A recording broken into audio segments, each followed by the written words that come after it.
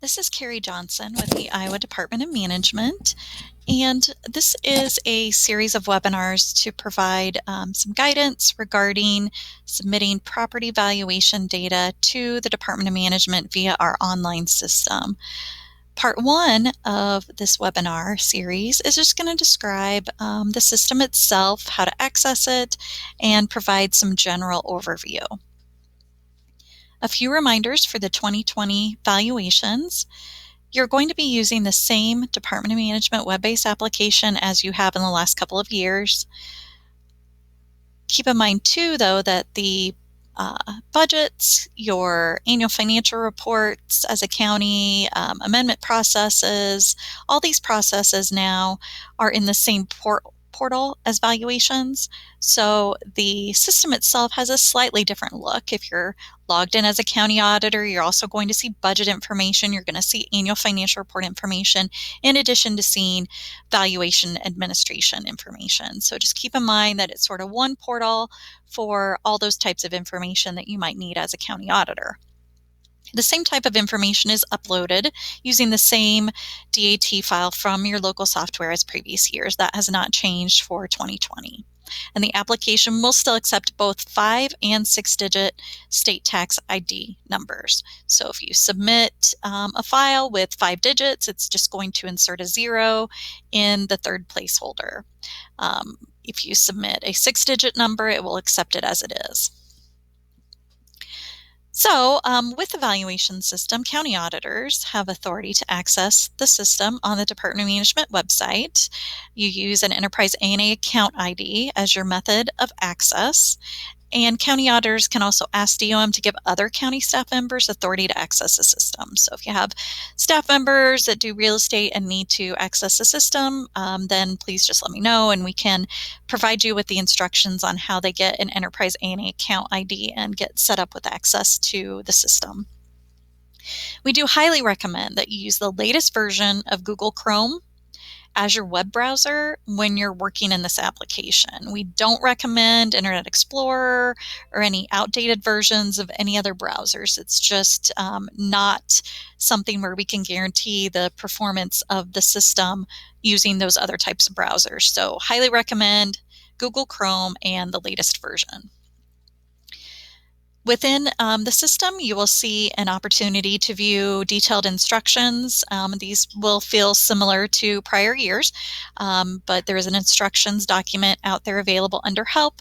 You also will be sent these instructions via email, so you can access them in that manner as well.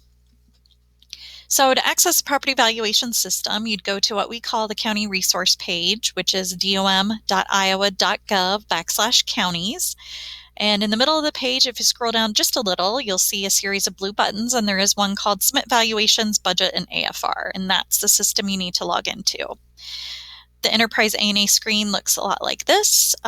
Should feel familiar to you if you've had to access the system before. This blue box, you enter your A&A account ID and password.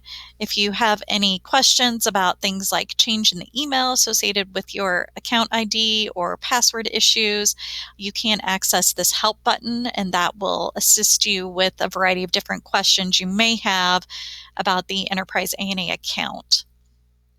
What DOM can do is provide access to users with an account ID, but I can't change passwords or change the email that you have associated with the account. Those types of things I am not able to do, but I can provide access to someone with an account ID. So once you have logged into the system, just to kind of take a look at what you see when you log in, all the valuation information is sort of at the top. And then down below that is where you're going to see budget and annual financial report information as you're logged in as a county auditor, because you see all these things. Valuation information will be more at the top of the left-hand navigation. So this is where you see things like levy authorities. It's going to provide for you your list of levy authorities, your list of tax districts, TIF area information, TIF Area Revenue, a county totals option for valuation. This is where you file and unfile your data. a variety of tools such as the Rollback Worksheet and checking your errors. As a reminder, the system will time out after a certain amount of time logged in, usually about an hour. So it does give you a warning as such below before it just kicks you right out. So when you see this yellow screen, yellow bar show up, be sure to click Renew when you see it, so you won't be logged out and lose any changes. So just a quick reminder, you see this pop up, go ahead and hit that Renew, and it will renew your session and provide you an opportunity to be aware before you're kicked out of the system. So if you were to select Levy Authorities on the left-hand navigation, you're going to see a screen that looks just like this. And keep in mind with Levy Authorities, so what do I mean by this? The actual bodies that are doing the tax levy. So this is where you'd see the school, the county TIF, all the different cities, all the different townships. It's going to display all of your taxing entities, or levy authorities as we call them. It will provide you with the levy authority code, the state code, how we identify them in the system, their name, of course, your county, any suffixes that's just sort of along with the rest of their numbering criteria, whether or not it's a TIF authority, and any special numbering here. So for instance, like with a township split, that sort of thing. And then under actions, you have just 2 items. Keep in mind with levy authorities, you as a county auditor can't make changes to these. You can't edit levy authorities, only DOM can. But it does give you the opportunity to view some information about your levy authorities. So if you clicked on that little eyeball, you'd see View Levy Authority, and it's going to give you the levy authority code, all the sorts of information about them. It also will display for you their tax rate. Right. So if we're working in 2020 values, you're not going to see a tax rate show up here. If you were to pull up a levy authority for the 2019 values, if you pulled up Ringgold County and viewed for the 2019 year, obviously it's a year we're in, the tax rates were established for that year, you'd see rates populate here. And then also under actions for the $sign, that just gives you the opportunity to view within your tax district, within your county, the associated tax districts for that levy authority, as well as the value by class for that levy authority. So just an informational piece if you were curious how much value in your county this levy authority had. It's just a quick way to look at it. Again, can't make any changes here. It's just for view only. On the left-hand navigation, if you chose tax districts, it would display for you all of the tax districts that you have within the system. If you're looking for a particular tax district, you can search by using these boxes. You can search by number or name or type. For instance, if you just want to pull up all your TIF districts or just wanted to pull up all your rural districts, that's how you would search and do that. And then over here is a variety of different options for actions. You can edit, you can manage associations, and you can delete tax districts. So this is tax districts are something that you can modify within the system, and we'll talk more in detail about that later. TIF areas, this is the next item on the left-hand navigation. You can take, again, a variety of actions related to TIF areas, edit them, manage associations, and delete them. You can add a brand new TIF area. You can consolidate multiple TIF areas into one new consolidated area. And there is a particular webinar that's going to talk specifically about making modifications to TIF areas if you have changes you need to make in those particular areas in a year. TIF Area Revenue is the next item on the left-hand navigation. It displays for you all your increment districts, and the system's going to pull for you the current year estimated rate, and it will also display, if you've loaded value, it will display the taxable value for all those increment districts. County totals, this displays for you the non-increment, increment, and totals by class, 100% taxable as you have loaded them into the system. You can pull up your county, and new for this year, you can also select all counties. So if you want statewide information for that, you can select the all counties option, or you can see just your county. And then with that, you can obviously view it on screen, but you can open it, you can print it, you can download it if you want that information for your records. File unfile data. So when you've completed your work in the system, you would go to File Unfile Data to actually file your data with DOM. That makes your data public. It makes the system know that you can now pull data into the budgets that are on the online system. It just lets everyone know that your data is done and it's filed. Now, if you're say you filed your data and you found you need to make a correction, you would go back here, you would unfile it to make it no longer available to the public.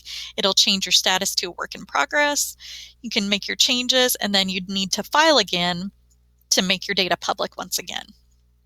Rollback Worksheet, that's just going to take your 100% values from the database, apply the percentage of rollback as it's been issued, and produce a taxable value. And then it will compare that to the taxable value that you've actually uploaded and do a brief calculation to see how close they are to each other. And we'd expect them to be relatively close. Obviously, there's going to be some differences there due to rounding and that sort of thing. But if you see large numbers here, it just indicates that there's probably something you need to do a double check on. And for these, you can also open it, you can print it off, you can download it for your records or for reference as you need to. Errors check is another tool on the left-hand navigation. Before you file your data, you're going to want to run your errors check and just see if you have any errors that need corrected. An error will prevent you from filing your data. A warning is just a warning like, hey, take a look at this, make sure there's not an issue here. So be sure to run your errors check as you are working in the system when you think you might be done. And of course, you can open, you can print, you can download the errors check reports as well. When you're just ready to go ahead and populate the system with all of your valuation data, you would use the import DAT file function where you would, the system would have you go choose a file. And from your desktop, usually, you're going to go to your desktop, you're going to import that file and upload it.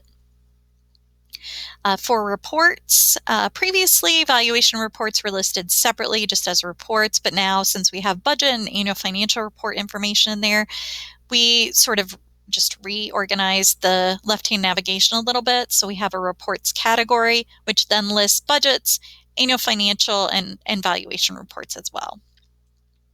And your valuation, or excuse me, your reports can be provided to you primarily in a CSV file or something you can upload into Excel or a PDF file. So all those different reports you can run, you can access them in different ways.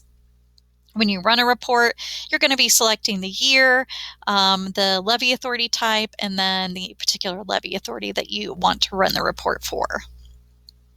And when you select OK, then the report will be generated. It'll let you know that it's generating the report. When it's successfully generated, it's going to give you the download function, and you click on that word download to actually access the file. Help documents, your valuation instructions, as I mentioned, will be listed here among other documents under help. And then you select this item to then download that help document, that instructional document. Keep in mind, before you go through the process of trying to upload any data to Department of Management, you do need to take care of several items. You need to make sure that you've made any levy authority changes, change requests to Department of Management. You need to make sure your TIF debt reconciliation is completed, that you know how the TIF valuation in your county needs to be structured in order to service the debt that's required for the upcoming budget year. You need to add or delete any taxing districts, and you need to create or delete any TIF areas. For levy authority changes, as I mentioned, only DOM can make levy authority changes in the system. We're the only ones that can add new levy authorities, such as township splits, or make changes to existing levy authorities, such as deletions if you have a city that discontinues, or change names like a school district name change. Levy authority changes, again, must be done before you try to import your data into the system. And the levy authority list, you can access this from the instructions. This isn't inclusive, but this is just sort of a descriptor of the codes that you'll see in our online system and what that represents. For instance, a levy authority code with the third digit as an L is going to represent a county hospital. If your third digit is a D, that's going to be a county assessor.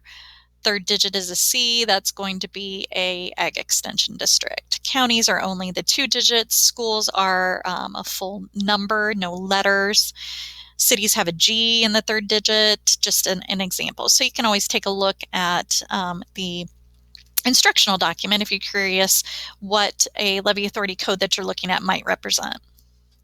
So levy authority changes can take many forms. The common ones are split townships. So if you have a township that decides it wants to divide itself up for the provision of fire protection, and you want the ability for those for those districts within the township to levy a different rate to service their fire contracts, you would actually need to split that township up into districts, and you just work with me if that's something that's happening within your county. Lots of counties have this, but it does take a little work to prepare.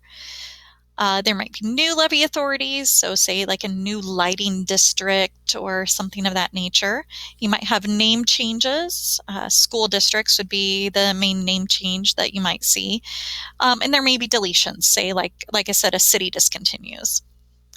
New levy authorities have to be associated with the correct taxing districts. So it's good to create the levy authority, but then you also have to make sure that there's taxing districts associated to that levy authority in order for that levy authority to have valuation tax against. TIF debt certification, as I mentioned, the certification of TIF debt is due to the county by December 1, and that's a very important step for you to determine what your valuations need to be.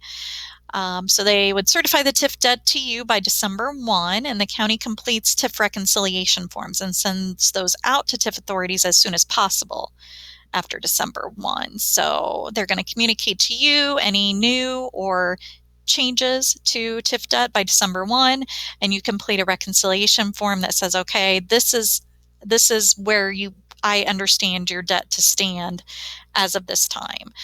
And it's a very important communication tool between the TIF authority and the county, so you make sure you're on the same page in regards to what debt still needs to be serviced in a particular TIF. And those reconciliation forms can be found on the Department of Management website on that county resource page, and it's TIF reconciliation forms under the forms category. And they look like this, Excel spreadsheet. It's not changed from previous years if you're familiar with how those work.